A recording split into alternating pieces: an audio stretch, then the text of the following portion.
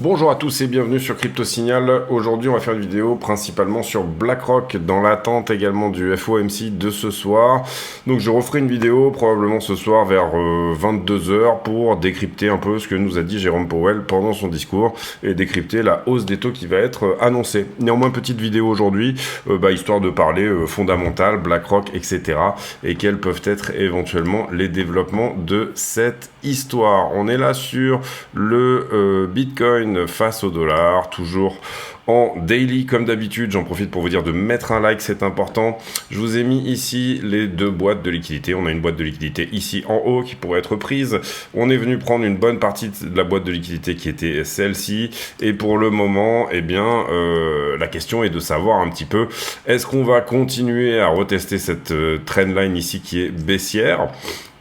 Alors j'aurais tendance peut-être à privilégier d'abord un retracement haussier et puis ensuite le fait de venir prendre toute la boîte. Ça peut se faire dans la journée, tout simplement parce qu'à ce moment-là, on serait dans un biseau descendant et là, ça nous donnerait vraiment quelque chose de relativement haussier pour la suite.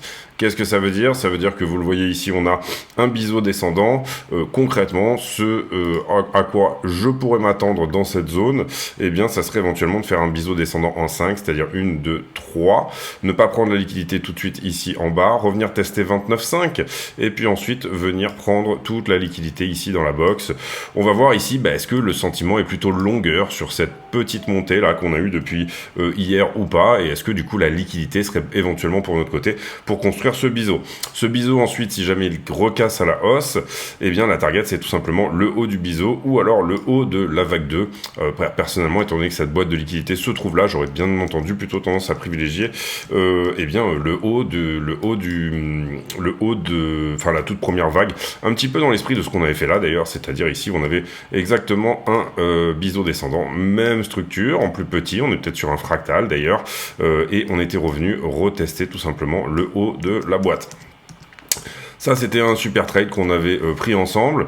Ici, on va voir si désormais cette fin de structure qui est celle-ci est en train finalement de nous reproduire exactement ce qu'on a eu là. Vous le voyez, ce biseau descendant et derrière rééclatage si on fait un fractal. Alors, on pourrait ici reprendre exactement les mêmes, la même charte et la poser. On va le faire d'ailleurs. Je crois que c'est par là. Je vais le retrouver. Voilà. Et en gros, on prendrait tout ça comme ça, qu'on recollerait par ici, en essayant d'y donner à peu près les mêmes similitudes.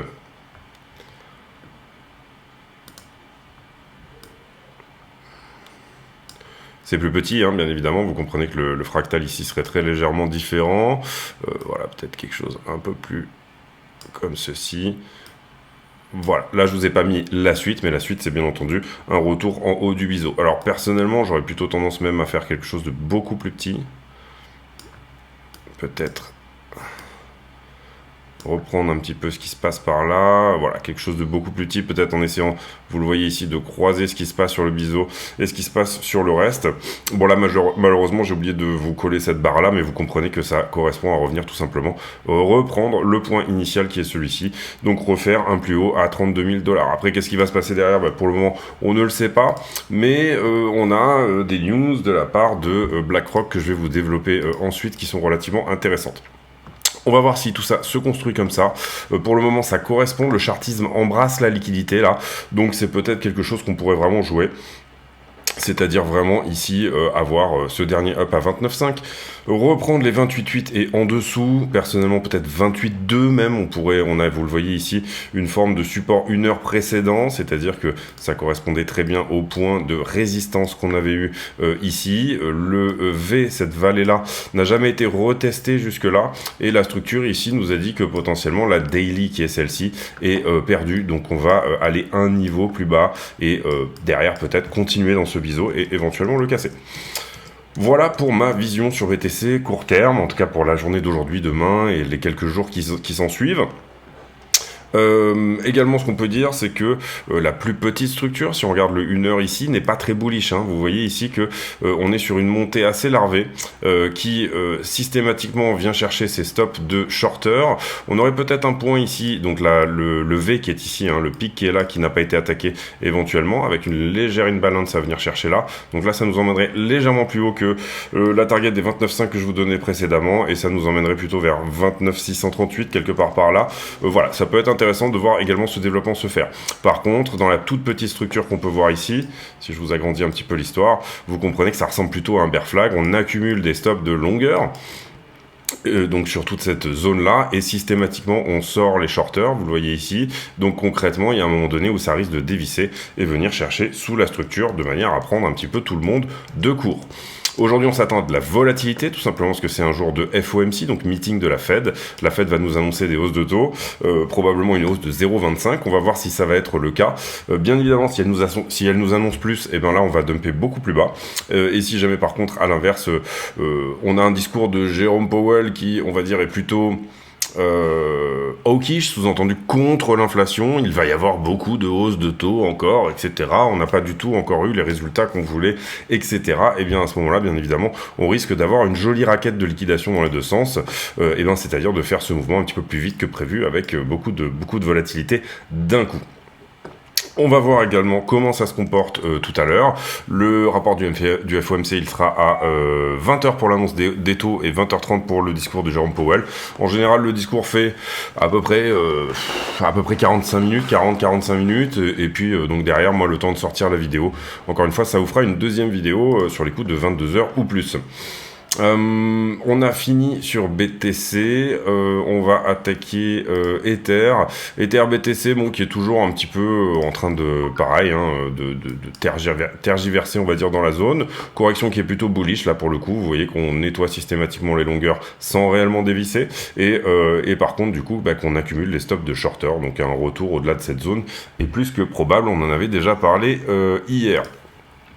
Ethereum contre le dollar, il est dans sa boîte de liquidité également, pour le coup il l'a assez largement attaqué lui également, donc on peut la descendre ici, celle-ci, vous voyez que désormais elle ne se trouve plus que là. On va voir si on en a rajouté et si jamais il faut eh bien dorénavant mettre à jour, on va dire, cette boîte de liquidité en fonction de ce qui s'est passé hier, puisque j'ai fait une vidéo déjà hier. Donc voilà pour Ether, pour le moment vous le voyez, Ether ne perd pas sa daily qui est à 1840. Il ne l'attaque même pas, enfin il la transperce à peine, mais en daily on a vraiment juste cette toute petite mèche qui vient prendre dessous, mais qui n'est pas du tout rédhibitoire. Là où en revanche BTC a perdu la sienne. Sur la stablecoin dominance, on a déjà fait une vidéo hier également. On va désormais passer à la partie... alors oui, je voudrais faire un petit point quand même sur Bitcoin, sur la masse monétaire. Et ce en weekly. Quelque chose que j'ai retweeté hier et que j'ai trouvé assez intéressant également. En fait, ici on peut voir que, bon, on est dans un range, Bitcoin contre la masse monétaire. Je vous ai enlevé ici l'échelle logarithmique, mais je vous ai globalement, voilà, pour qu'on soit un peu plus à plat et pour montrer un petit peu plus, puisqu'on ne demande pas ici nécessairement une variation en pourcentage, mais plutôt on a déjà, si vous voulez, cette idée de théorie quantitative de la monnaie, et vous voyez ici que en 2017, donc on éclate littéralement le range, ensuite on le réintègre, ensuite on trouve support en 2018 en bas de range, et ici ce qu'on regarde c'est bien entendu Bitcoin contre la masse monétaire en circulation aux États-Unis. Il faut comprendre que il y a énormément de théories qui ne sont pas des théories, qui sont maintenant quand même désormais relativement prouvé, qui vous explique que si jamais vous augmentez la masse monétaire en circulation, eh bien les prix vont augmenter d'autant, puisque vous avez plus de monnaie en circulation, donc du coup, bien évidemment, les prix augmentent. Ce qui est intéressant de voir, c'est qu'en 2019, finalement, sur le petit bull run que Bitcoin nous avait donné en 2019, on est déjà venu tester ce haut de range, d'accord ? Ici, eh bien, on redescend en bas de range courant 2020, ça c'était le crash Covid, on dépasse très légèrement, structure de retournement, et finalement, on voit qu'en 2020, on est à peine revenu tester la zone haute, malgré sur le prix une énorme, puisque la courbe de Bitcoin ici, elle nous donne plutôt quelque chose où on est largement venu dépasser eh bien, les niveaux de 2019. Vous voyez qu'en termes de masse monétaire constante, eh bien, on est dans un range, en fait, tout simplement. Ici, vous voyez également qu'on remonte là, et en fait, la masse monétaire en circulation aux États-Unis, elle commence à baisser, puisque là, on l'a augmenté de 40%. Hein. Il faut bien comprendre que ici, en fait, quand vous regardez cette droite, vous vous dites tout simplement que le Bitcoin, ici, a effectivement pris énormément, mais que le dénominateur a baissé également, puisque la masse monétaire, le nombre de dollars en circulation a augmenté de 40% en à peine un an et demi. Et là où c'est très intéressant, c'est qu'on vient retester tout pile cet endroit-là, et là, finalement, qu'est-ce qu'on a? On a une masse monétaire qui diminue, et Bitcoin qui diminue d'autant plus, et encore une fois ici, un joli indicateur de bottom quand même, qui pourrait éventuellement nous dire que même avec une masse monétaire à la diminution, on a un Bitcoin qui est à l'augmentation, certes de beaucoup moins, mais vous voyez que là où c'est intéressant, eh bien c'est qu'on est à peu près sur les mêmes endroits qui pourraient éventuellement faire résistance à ce stade. Il est tout à fait normal ici qu'on tergiverse autour des 32 000 $, la masse monétaire étant diminution. Bitcoin adore quand la masse monétaire est en augmentation, mais ce que vous perdez ici, c'est juste du pouvoir d'achat. Donc il faut comprendre que oui, un Bitcoin à 1 million de $, très rapidement est très possible, mais ça voudrait dire que si jamais vous payez votre baguette 1000 $, je prends ici des exemples, eh bien finalement en termes de pouvoir d'achat, vous n'aurez pas gagné grand-chose. Vous aurez préservé votre richesse, certes, mais vous n'aurez pas gagné grand-chose. Là où ça peut être intéressant également, c'est faire de l'AT sur ce type de signaux, d'endroits. Vous voyez qu'en général, on a quand même des montées qui sont assez propres. Et là, en l'occurrence, ce qu'on peut voir, c'est qu'éventuellement, si jamais on continue sur cette montée un petit peu, sur cette tendance, on va dire, eh bien, ça nous donnerait une fin de bull run autour du 7 avril 2025, donc beaucoup plus tôt que prévu quelque part, mais en tout cas, voilà, d'une certaine manière, je trouve ça extrêmement intéressant. Ça nous donnerait éventuellement aussi une correction possible, et ça, je pense que 12 juin 2023, il s'agissait de la correction aux 25 000 $, une correction possible un petit peu plus bas que là où on est dorénavant. Hein. Vous le voyez ici, ici, je pense que ça annoncerait peut-être plutôt les 27,2 en correction possible que autre chose. Mais en tout cas, on va garder ce graphique un petit peu sous les yeux parce que je trouve qu'il est extrêmement intéressant. On va regarder également, et on va toujours garder un œil, bien entendu, sur la masse monétaire en circulation aux États-Unis. En ce moment, elle est à la diminution, même si c'est pas incroyable. Hein, si vous regardez juste l'indicateur M2, eh bien, vous voyez ici qu'on a littéralement quelque chose qui augmentait déjà très fort hein, jusqu'à 2017. 2017 augmente d'autant plus et on a cette accélération énorme qui se fait tout simplement au moment du Covid. Hein. Donc là, on a, vous le voyez, on est passé de 15 trillions à plus de 21. Et puis, ça c'est la diminution que vous pouvez désormais voir. Et vous voyez que la diminution par rapport au niveau pré-Covid, bah, elle reste d'une certaine part minime. Également, il faut bien comprendre que ceci est minime. Pourquoi ? Bah parce que on a eu la crise financière des banques aux États-Unis. Et par rapport à ça, et ça va me faire une magnifique transition sur la news, par rapport à ça, on va pas parler de BlackRock tout de suite, mais il faut comprendre que c'était hier ou c'était aujourd'hui, je sais plus. On a Pacific West, qui est une banque régionale aux États-Unis, dont le prix s'est littéralement effondré, et ce juste avant l'annonce de ses résultats. La banque a été rachetée par Bank of California, une banque beaucoup plus petite, mais qui est elle-même aussi également une banque régionale, et l'action de Bank of California a directement gagné 22%. Donc l'idée ici, c'est aussi de se dire, tiens, on est en plein FOMC et on a une forme de crise bancaire à nouveau, crise bancaire des petites banques aux États-Unis, des banques régionales qui ont commencé un petit peu l'année avec on va dire un bilan qui n'était pas terrible, et en l'occurrence ici la hausse des taux a fait que ces banques se sont retrouvées vraiment avec des bagues vraiment dégueulasses. Allez, on enchaîne sur BlackRock. Pourquoi on enchaîne sur BlackRock ? Parce que déjà, hier est sortie une news assez intéressante, enfin, assez choquante d'une certaine manière. Ils avaient fait une étude BlackRock. Alors, c'est des gens de BlackRock, hein. C'est pas une étude directement faite par BlackRock, mais c'est quand même intéressant, qui nous dit que le fameux portefeuille en général, où vous aviez en général des portefeuilles 60-40, le portefeuille conseillé, c'était toujours 60-40. Et selon les périodes, est-ce qu'on est risk-on ou risk-off, 60% d'actions et 40% d'obligations, ou l'inverse, 60% d'obligations, 40% d'actions. Donc risk-on, risk-off, voulant dire, est-ce qu'on est dans un marché qui accepte le risque, on va dire, c'est-à-dire où effectivement il y a de la liquidité. En ce moment, on est plutôt risk-off, avec un retour du risk-on, en tout cas dans les prix.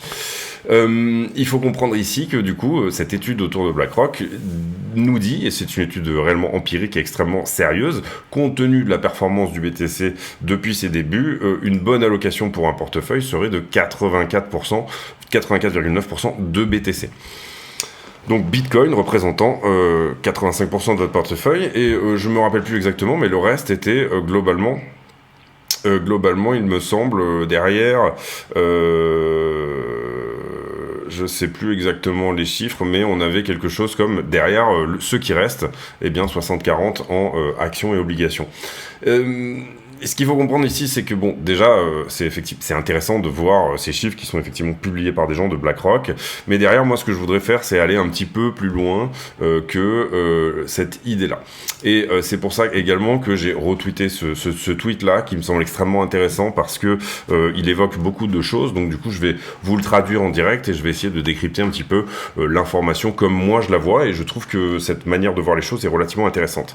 À un certain moment, si vous ne pouvez pas effacer la crypto, si vous ne pouvez pas l'interdire, si vous ne pouvez pas tout simplement réellement mettre la main dessus, mais que effectivement vous vous rendez compte que elle a bien mieux performé que la totalité de vos ETF, vous vous appelez BlackRock et vous commencez à dire bon si jamais on peut pas le vaincre, on va devoir l'acheter.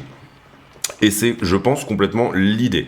Par contre, si à un moment donné, et c'est d'où la proposition de l'ETF par BlackRock, on doit acheter, entre guillemets, la market cap crypto, d'une certaine manière, mettre la main dessus, faire une sorte de diktat sur les prix et avoir nous-mêmes, par rapport à cet engouement pour la crypto, capter toute la valeur ajoutée, les frais de fonctionnement, etc. Eh bien, à ce moment-là, il va falloir que on empêche les échanges centralisés d'y accéder. Il va falloir une régulation contraignante de la part pour les retail pour aller chercher tout simplement ces bitcoins sur les échanges centralisés. Il va falloir complètement créer cet entonnoir qui fait que tout le monde devra désormais passer par Wall Street pour acheter des bitcoins papier, mais qui seront tout de même des bitcoins achetés au spot, etc. Si jamais tu ne peux pas le vaincre, fais-en ton meilleur ami et indexe-le tout simplement dans toutes tes possibilités. On a vu une énorme entrée de BlackRock depuis à peu près 2021 sur la crypto. On sait que BlackRock a plus ou moins racheté Core Scientific, qui est le plus gros mineur crypto au monde. On sait que BlackRock a monté avec Coinbase Circle, qui est censé devenir, je pense, à terme, le plus gros stablecoin au monde.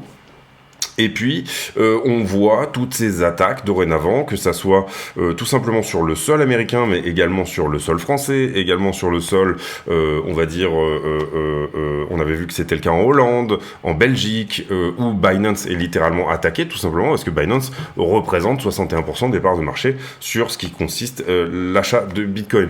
Donc, vous ne pouvez pas ici vous dire, on va faire le plus gros ETF Bitcoin et on va capter toute la valeur ajoutée autour de ce marché-là, sans vous dire, il va falloir fermer les autres vannes qui permettent d'y accéder. Et quelque part, c'est là que intervient bien évidemment les connivences entre BlackRock, le World Economic Forum, toutes ces choses-là qui sont tout simplement, qui font partie d'un énorme plan autour de ce que doit être le monde de demain, tout simplement, pour pouvoir, sans avoir la main mise dessus, c'est quelque chose qui est vraiment relativement connu ici.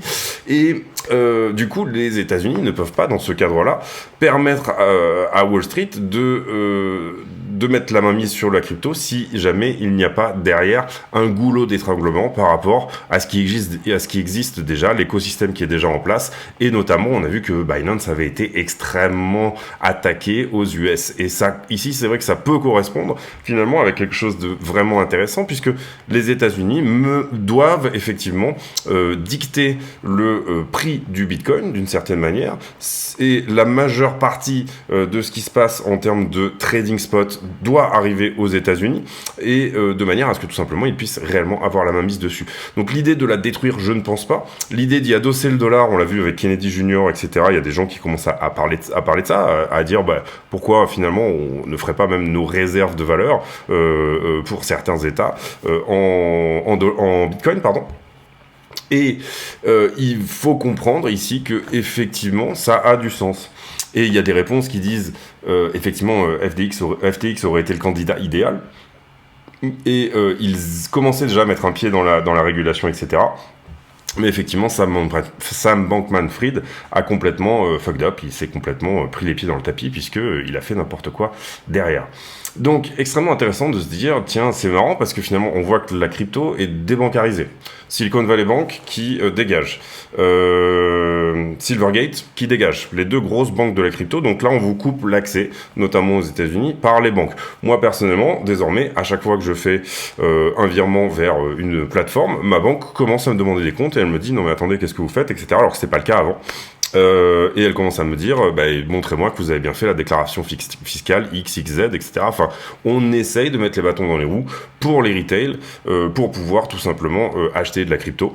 Et on essaye ici de concentrer le fait que désormais, il faudra passer par Wall Street, ou Paris, ou Francfort, ou je ne sais quelle place de marché, pour tout simplement aller vers l'achat de Bitcoin. Et c'est exactement ce qui s'est passé également avec tout ce qui était ETF sur le gold.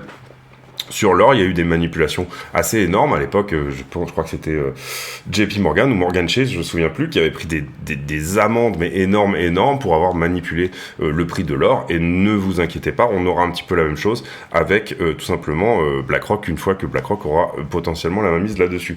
Donc finalement, là où on peut se dire, tiens, c'est curieux parce que pourquoi, par exemple, Gary Gensler attaque Coinbase dans ce cas-là?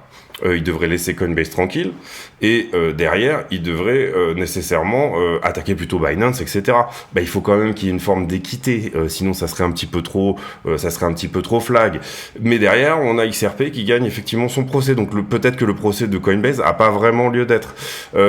Par contre celui de Binance c'est plutôt du money laundering, c'est plutôt du blanchiment d'argent, etc. Toutes ces choses là, donc ne vous inquiétez pas, celui-là il va durer un moment et celui-là vous avez vu que Binance US est probablement en train de faire de quitter ses opérations, etc. On a en ce moment également un move de Binance qui est un petit peu en train de se tourner vers le Japon. Le Japon, en ce moment, le premier ministre japonais a fait un énorme pas vers le Web3, la crypto et toutes ces choses-là dernièrement. Donc, toute la place asiatique est en train de se placer par rapport à ça. Et comprenez bien ici que c'est une course contre la montre pour BlackRock, pour tout simplement avoir effectivement leur ETF délivré et y faire rentrer un maximum d'argent dès que possible. Et à l'inverse, vous avez également la Chine qui commence à se placer avec Hong Kong et vous avez désormais le Japon et vous avez on va dire derrière l'Europe qui est un petit peu plus à la traîne mais qui elle au moins a régulé un petit peu au moins avant tout le monde, hein. L'Europe est un pays de droit écrit là où les États-Unis est un pays de jurisprudence.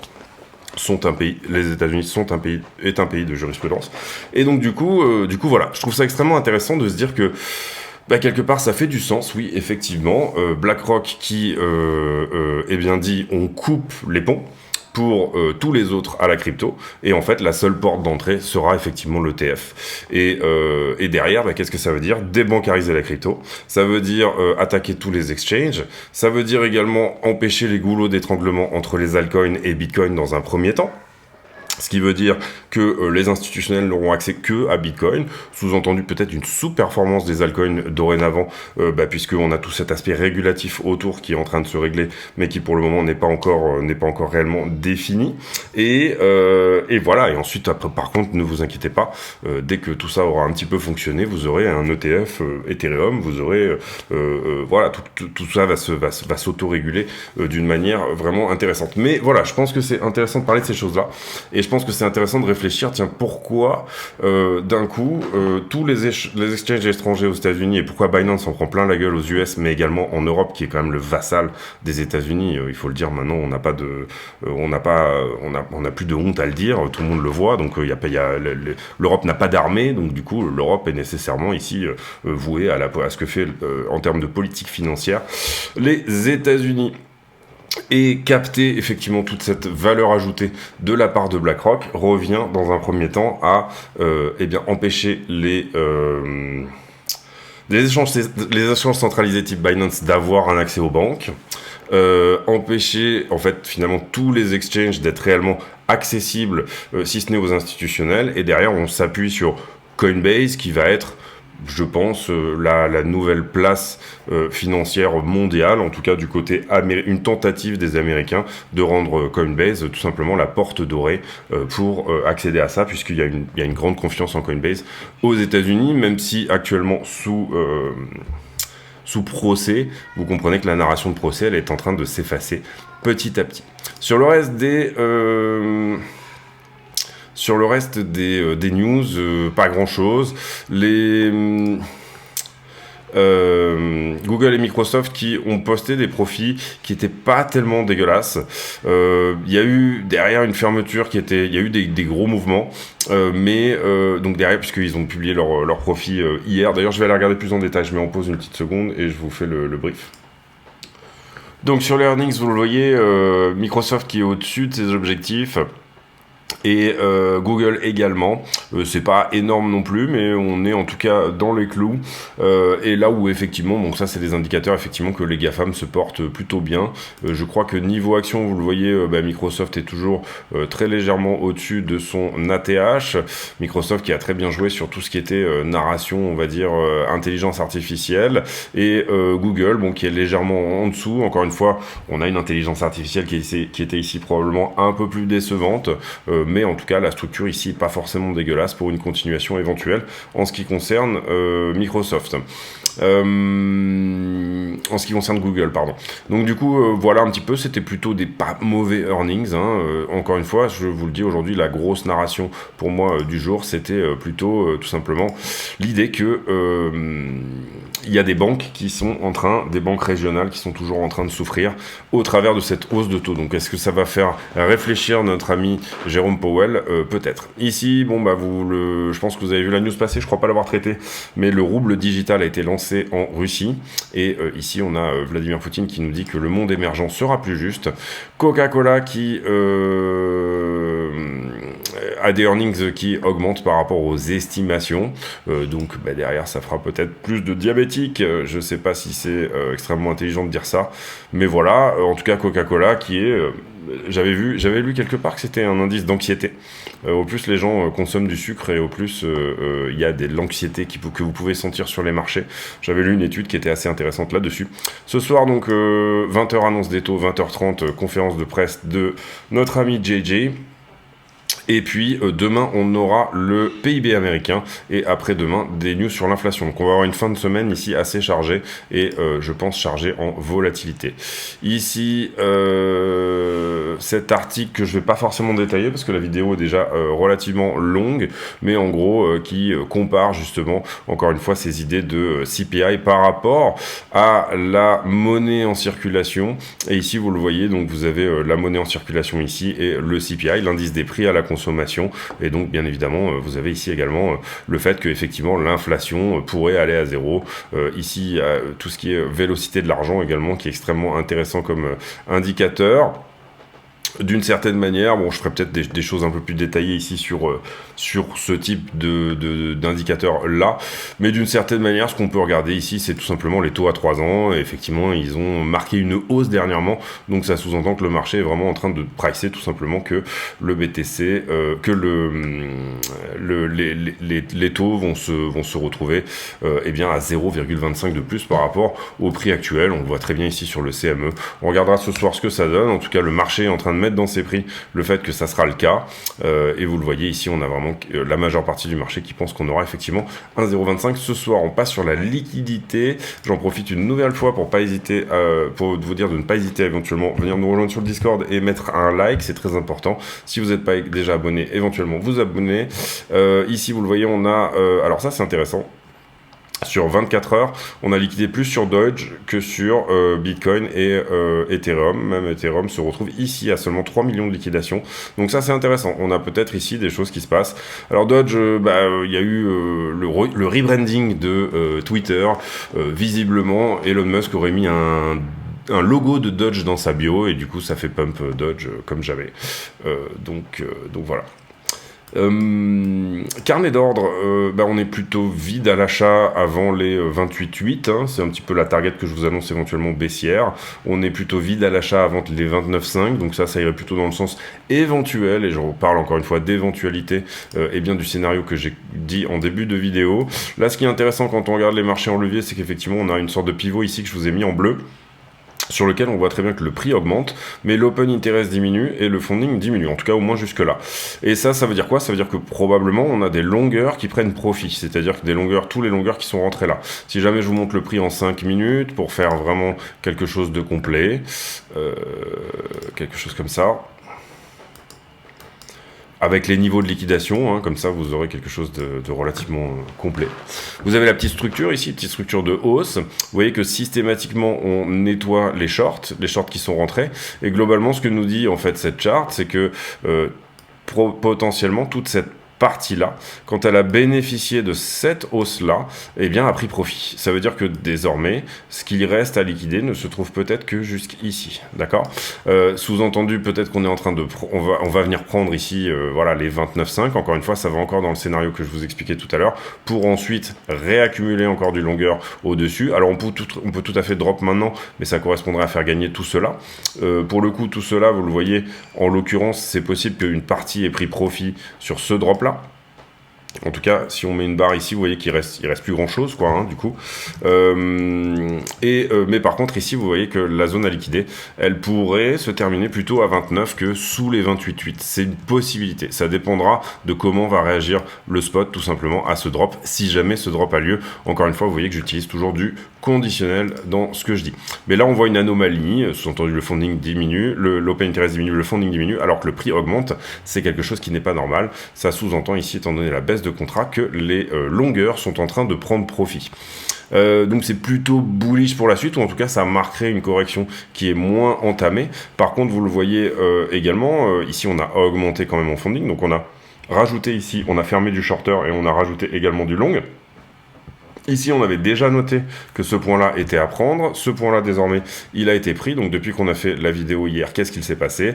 Là, on n'a rien de spécial. On a peut-être un point de long à prendre ici, mais c'est pas un point. C'est un point que je mettrai en trétillé parce qu'il n'y a pas d'anomalie. Pas d'anomalie, c'est-à-dire, en fait, le funding suit le prix. Derrière ici, bon, là, il y a une anomalie pour le coup. Donc, on peut quand même estimer que le top est très légèrement shorté, notamment celui-là, je dirais. Donc là, il y a éventuellement un point de short à venir prendre, et pour le coup, lui, il est réel, étant donné qu'on a cette anomalie. Et puis derrière, ici, j'ai un funding qui augmente alors que le prix diminue, donc ça, c'est longué.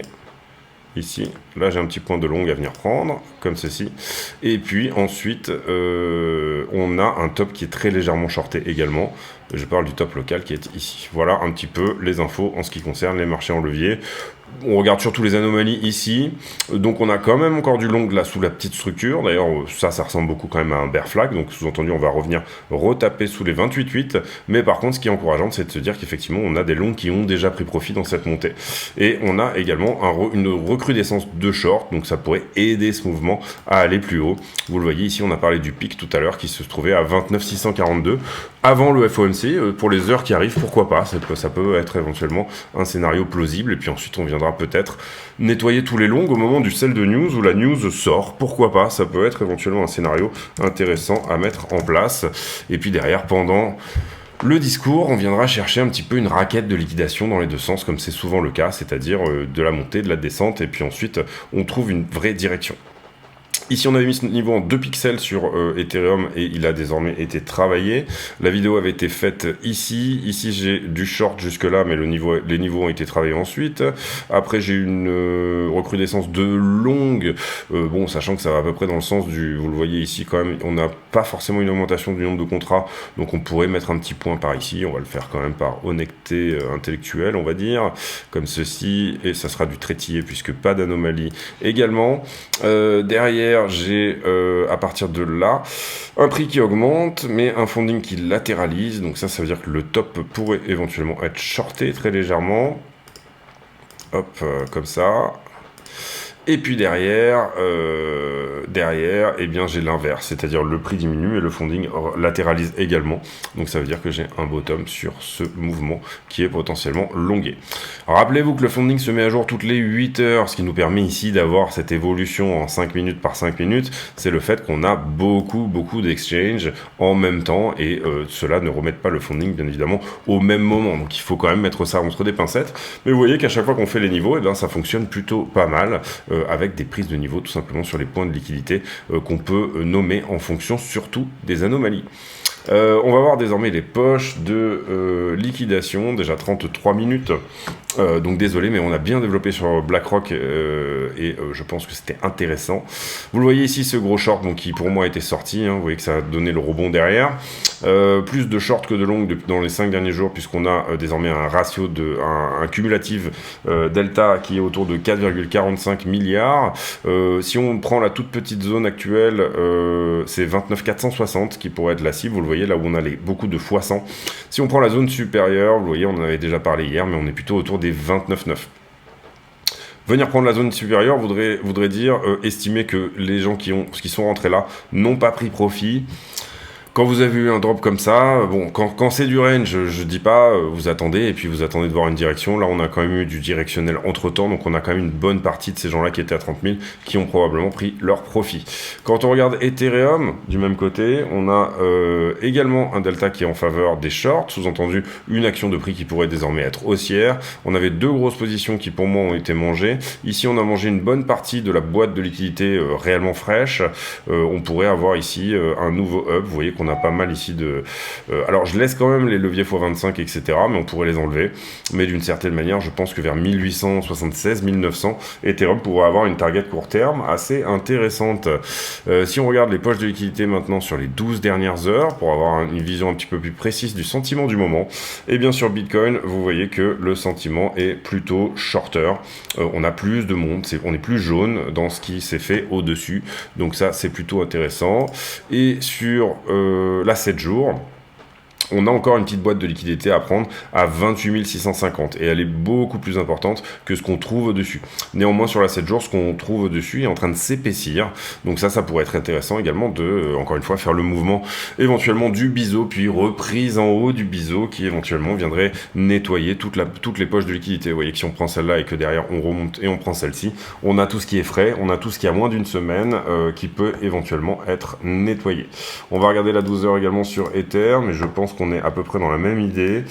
Alors, Ether qui est à peu près kiff-kiff, on est peut-être même plus longué que shorté, vous le voyez sur Ethereum en l'occurrence, et sur la 7 jours sur Ethereum, eh bien on a à peu près la même chose, une grosse poche de liquidité au 1900, quelque chose à prendre probablement sous les 1820 dorénavant. Si on traîne dans la zone, eh bien évidemment cette zone va se couvrir de longue, ce qui risque bien évidemment ici de créer ce drop sur le prix en deçà des 1820, encore une fois 1815. On a une très belle target ici sur Ethereum baissière. Maintenant, on revient sur le prix et on fait les scénarios pour des plus petites time frames. Donc on va ici passer sur le 1 heure, on va enlever cet indicateur là. Et on va regarder la structure. Vous voyez ici que on a donné les poches de liquidité du moment, et en gros, ce qu'on est en train de dire, c'est que oui, on a un petit quelque chose désormais qui se fait ici, hein, sur une time frame plus petite. On a quelque chose dans la structure ici, je dirais même principalement jusque là. Surtout, on est pas mal longué à partir de là même. Cette descente-là, elle est longuée, cette toute petite descente ici. Donc ça pourrait éventuellement vouloir nous dire que si on veut sortir tout ce qui est là, eh bien désormais on doit faire cette figure de retournement-là en 5 minutes pour revenir prendre le point qui est ici. Et derrière, par contre, éventuellement derrière, revenir prendre les 29 502. En tout cas, pour le moment, difficile de dire. Le sentiment est plutôt shorter. Vous l'avez vu sur les 12 dernières heures, on a quand même eu plutôt du short, mais on a du short qui probablement prend profit sur les descentes. C'est ce que je vous avais montré également tout à l'heure. Donc ça, c'est intéressant. Bon, la structure, elle reste haussière. On a une trend, encore une fois, là, on est en 1 heure, donc on peut peut-être la noter. Trend d'accumulation, donc on prend d'une bougie d'accumulation à une bougie d'accumulation qui est plutôt propre. À partir de là, tout simplement, c'est ça le signal. Hein. Dès qu'on perd ça, celui qui est rentré en longue là, il va essayer de bouger son stop à chaque fois sous les niveaux différents. Et puis dès que ça sera perdu, éventuellement, il aura derrière pris son profit maximum. Également, éventuellement, on peut même y voir ici une forme d'élargissement. Quelque chose comme ça, admettons. Et ça pourrait coller aussi. Target d'élargissement, si on le perd en bas, eh bien, ça serait par exemple de revenir ici, revisiter 29 625. On continue, on fait la 5e vague de l'élargissement. C'est-à-dire qu'ici, on a eu 1, 2, 3, 4.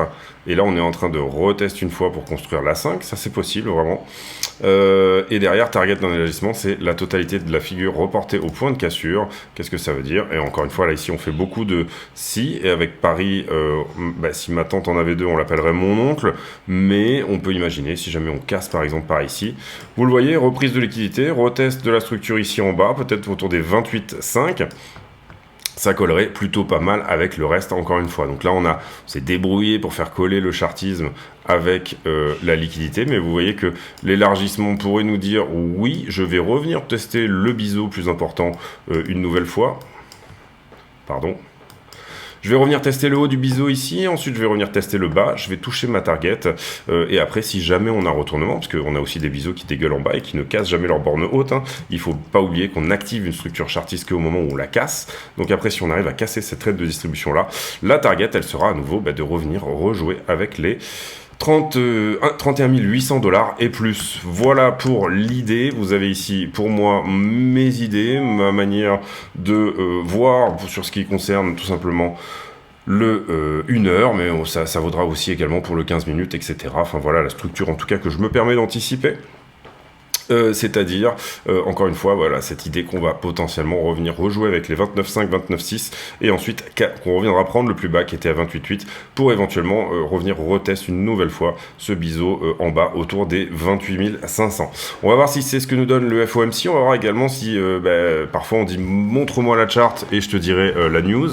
On va voir ici si on n'est pas en train de nettoyer tout simplement les shorters de manière à préparer un mouvement baissier plus important, revenir prendre ici encore une fois un maximum de liquidité.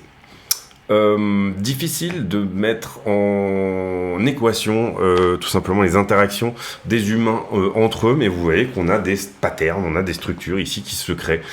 Du chaos sort une équation qui est parfois extrêmement bien respectée. Voilà.